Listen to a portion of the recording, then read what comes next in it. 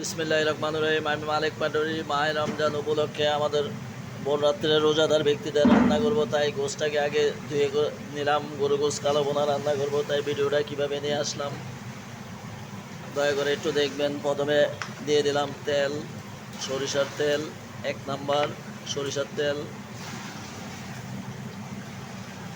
সামান্য পরিমাণে স্বাদ অনুযায়ী আদা রসুন বাটা, মরিচের গুঁড়া, হলুদের গুঁড়া। এখন দিয়ে দিব কয়েক পিস তেজপাতা, আস্ত গরম মশলা, লং, এলাচ, দারচিনি মিলিয়ে দিয়ে দিলাম কয়েক পিস।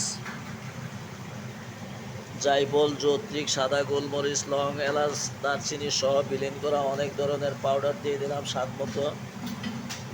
পরিমাণ মতো স্বাদ মতো দিয়ে দিলাম লবণ। আমি মালিক পাটোয়ারি, ঢাকা বিশ্ববিদ্যালয়, ঢাকা ইউনিভার্সিটি, ছোটোবেলা থেকে রান্নার কাজে নিয়োজিত আছি। দিয়ে দেবো হালকা বাদাম, চীনাবাদাম, টমেটো সস। এখন দিয়ে দেবো কাশ্মীরি মরিচের গুঁড়া।